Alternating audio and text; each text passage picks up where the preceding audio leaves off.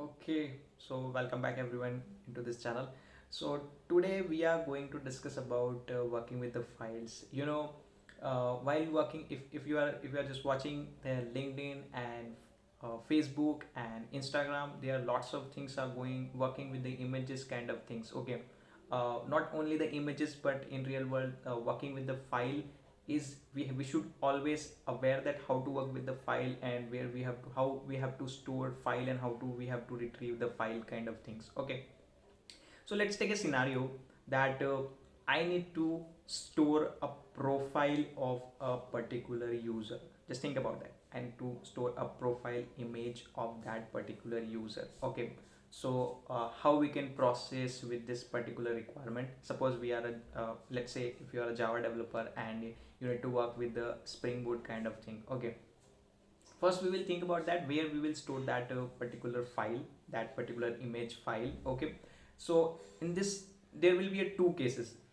One case is that you can store that particular image into a database as a column using a blob. Okay, using a blob type or a log type. There is a binary large object kind of data types are available at a database level. You can use that as well. And another one is the second use case is that you can store that particular image into the file storage or a file system. Okay, there are lots of blob storage are providing by the cloud storage, like in the AWS there is S3 bucket is there. They are providing the blob storage. You can upload their images there and you can get the URL of that image and you can use that URL. Okay, and you can also easily store that particular image. If you don't want to go ahead with the AWS S3 bucket, you can store that particular image into one system, one whatever the system you have, you can also store there. Okay, and take the path of that system and utilize that path. Okay, now which one we have to use?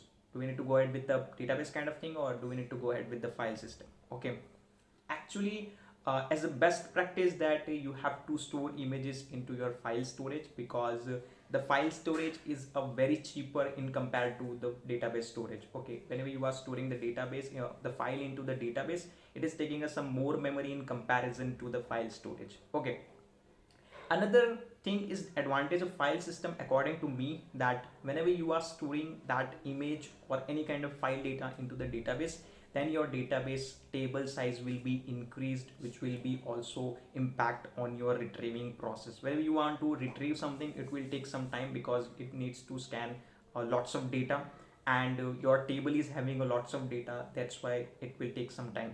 As a best practice, we need to think about that your table should be a lightweight so that easily we can retrieve the data from that as well. Okay, that's why we need to think about to as a file storage for our file storing process. Okay, now we have understood that okay, file storage is important, file storage is recommended, so that how we can go ahead and proceed with this kind of things. Okay, let's say create one Spring Boot project. It's very simple. Okay, using a Spring initializer you can create a Spring Boot project and expose one endpoint there using like upload file. Okay, and take as a request param address request param along with the multi-part file data type variable. Okay, in that variable we will receive the data from outside of the world. Okay, you have just you have taken the address request param and multi-part file data type. Okay, after that what you have to do, just to create, we have to mention a path where we have to store our file, or for example whatever the file system you are using, like C colon double slash or your application name slash.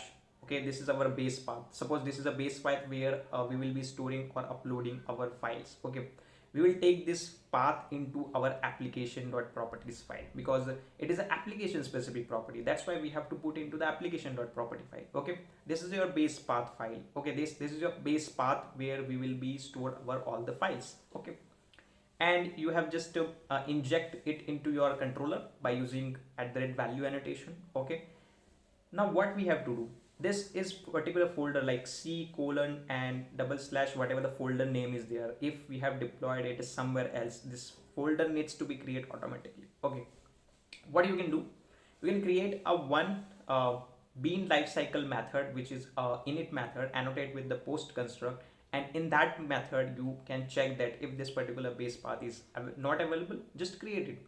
So at the starting of your application, if this REST controller, this whatever the controller you have, the bean is created for that controller, and if this bean has been created, after that this post construct method will be invoked, then it will check this base path is available. Okay, it's not available, it will create. Okay, that's easy. Now let's come back to your endpoint where we have mentioned it will be upload your file. Okay, at the rate, we have taken the multi-part file. Okay, what we have to do, just take the file original name from that, append it into the your base path whatever you have taken from the property file, and create this file. Okay, we have to create first this file. You have to create, you have to use a file NIO to create this file, like files dot create file along with this path. You can also check that this is available or not there, but it's not necessary, you can do directly. Okay, after that what you have to do, you have to take all the bytes. Always think about that whenever you are working with the any kind of file, you have to always think about the bytes. Okay, you will get the bytes from one file and you will just write those things into another file. Okay, wherever you want to upload, you have to take the file dot get bytes from whatever the multi-part file you have taken, and you have to write this into your another base path, whatever the base path and file name you have created. You have to write all those data into that file. Okay, so that automatically whatever the files you have sent, it will be automatically coming into that particular base path location. This is actually the upload process where we are taking the data bytes from one file and writing into the another file. This is actually the upload process. We have uploaded successfully. Okay, what you can do, you can just take this URL where you have stored, take this URL and you can store it somewhere along with the ID. You can also give the image ID, against that it will be stored this URL. Okay, in the database you can store it. Now suppose that you want to retrieve this. Okay, retrieve this whatever the file you have uploaded, you want this file and you have to show into your UI. Okay, whatever the image, profile image kind of thing. Okay, what you can do, create an endpoint which is for example it is a get image, because we need to show into the UI page, and in this you will pass the ID of that image. Okay, in the previous you have associated the path URL with the image ID. Okay, so you have to just pass the ID, and based on that ID you have to retrieve the path using the file NIO. You have to get the bytes from that file. You have to take a reference of that file using a paths.get kind of thing, and once you have get the file, files.get bytes, and it will be coming into the byte array. Now you have to construct your response entity along with this and set this byte array as a response body. Okay, now whenever you hit this endpoint, it is returning the byte array, so it will be considered whenever you want to use. Suppose that it is returning the byte array, so you have to show into your UI. What you will do, you will create an image tag into your HTML page and use the src, and whatever the controller endpoint you have, pass the endpoint, write the endpoint there, like http://localhost:/API/images/ whatever the ID you have into that image. Automatically that byte array will be returned, and it will be displayed into that your image tag.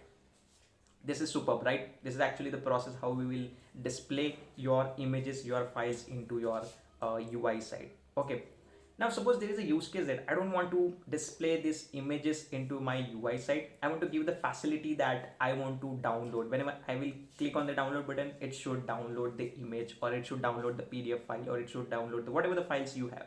Okay, now how we will achieve this? Create an endpoint, give like /download/id, as well as we know that we have an image ID. Okay, image ID, or you can say that file ID, because let's not restrict this code with only the image media type. We will just work with the any kind of file media type or a content type. Okay, so that's let's say example /images/id. So what this endpoint will do, it will take the ID and it will retrieve the file path. Okay, whatever the path you have stored against this ID, it will retrieve that file path, and it will retrieve that file from the file storage. Now what we have to do, you have to create your response entity in a different way. In the response entity, you in the previous where you are returning the bytes array, in that case you have to set your content type as a media type dot whatever, like octa hyphen stream kind of things. Okay, or you can directly set that media type dot whatever the kind of file you have. But here what we have to do, you have to construct your response entity in a different way.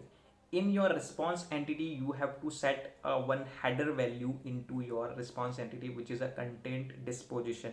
You have to set it, you with the predefined value. You can get this value from the internet. You have to set it and return the byte array as a response entity body.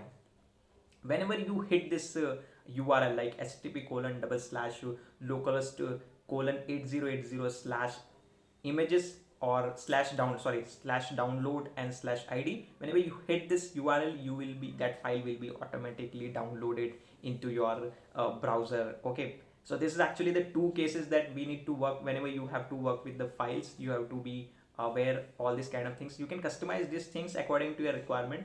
Okay, yeah, that's it for today. We'll see you in the next video. Thank you.